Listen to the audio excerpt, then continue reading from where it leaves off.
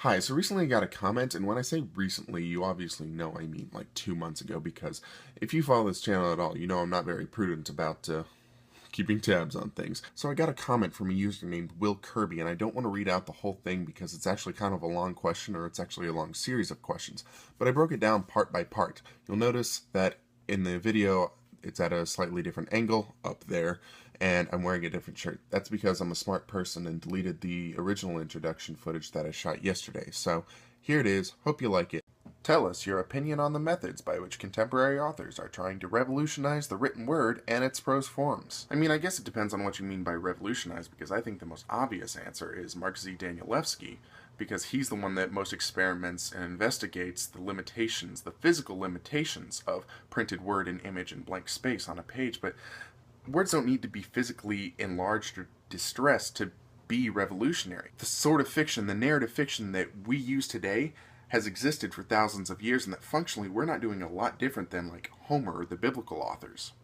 That said, the most notable change I would say that I've noticed in contemporary fiction in the last like 5 or 10 years is an uptick in what we'll call autofiction, a blending of autobiography and fiction. And notable authors from this genre might include Ben Lerner, Tao Lin, or Karl Ove Knausgaard. But to say that's revolutionary is like saying the top trend on Twitter is going to change the world. Like, yeah, there's a chance it could, but with how remarkably fickle Twitter is, it's nothing to bank on. Plus, I don't think authors so much actively invent new narrative techniques so much as they record what's going on around them. Like, William Gaddis used unattributed dialogue because it was really similar to the deluge of information you get from the constant voices of TV and radio.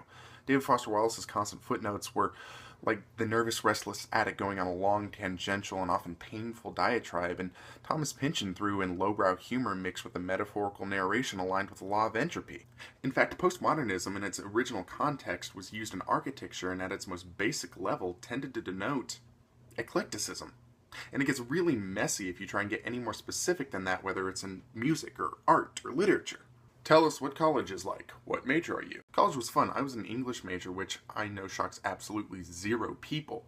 But I like college because it's like you get to wear a bunch of yellow caution tape that has the words emblazoned adult in progress. I've graduated earlier than a lot of my friends, so in some ways I don't really feel out of college, and I even tried to get back in, but man, those MFA programs, they're picky. Plus, I'm now doing vaguely adult things like trying to become an English teacher.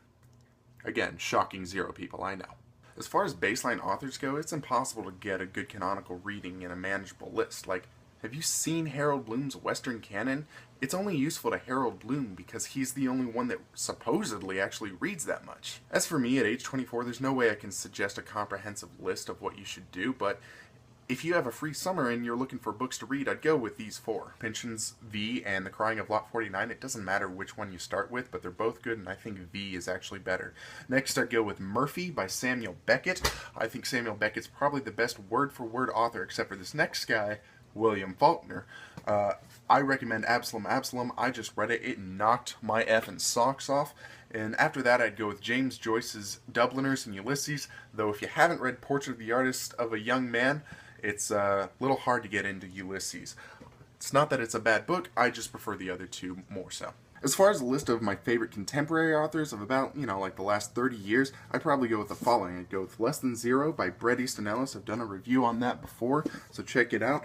Stone Arabia by Dana Spiotta. This is a criminally underrated book. Don't listen to whatever Amazon or Goodreads views tell you. It's an amazing book. Next, I'd go with Don DeLillo's White Noise and also Cosmopolis. White Noise I've done a review on. Cosmopolis. There's actually a David Cronenberg film that he just did a couple years ago with Twilight Boy in it, and it's actually really good, and Twilight Boy actually has some acting chops, so if nothing else, there's some motivation for you. You can see the film adaptation and compare the two.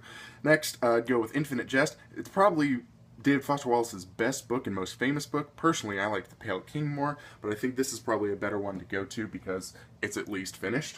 After that, I'd go with Walker Percy's Lost in the Cosmos and Douglas Copeland's Life After God. 2 books that deal with spirituality in a real, honest, yet unsentimental sense. And I think that's really hard to find in literature today. Cormac McCarthy's The Crossing is the best book by him, and don't let anyone tell you otherwise. Eduardo Galeano, who recently passed away, wrote a book called The Book of Embraces. It's amazing. He's like no other author writing. or was, I guess, like no other author writing. Peter Orner's Last Car Over the Sagamore Bridge. If you actually want to hear an audio version of the title story, you can go over to Birkensnake. I actually recorded a version for them. I'll include a link in the doobly-doo. Next, I'd include Jesus' Son by Dennis Johnson, which is a really good book on a drug addict. It's actually a book of short stories, but they're interconnected and they're all the same character. And then I'd go with the war book, The Yellow Birds by Kevin Powers. Done a review on that as well. Also, I'm currently reading The Secret History by Donna Tartt, which is way better than even I expected, and I had pretty high expectations for it. Now keep in mind, this is an incredibly biased list, and in a year I could throw half of it out anyways. There are a lot of great reading lists by a lot of great writers, and I'll try and include some links in the description below. What's the significance of postmodernism, and what kind of work do you expect to shatter the literary landscape? The significance of postmodernism is largely more or less the time that it's in. A lot of the stuff that we consider to be postmodernism are actually literary practices that have occurred and existed for hundreds of years. You should check out, if you're more interested in this topic, a book called The Novel, An Alternative History by Stephen Moore. I'm currently reading the first part. There's 3 parts. I don't know if the third part's come out. I know the first 2 have. But you should definitely check it out. Start reading it now because they're big, long, fat books.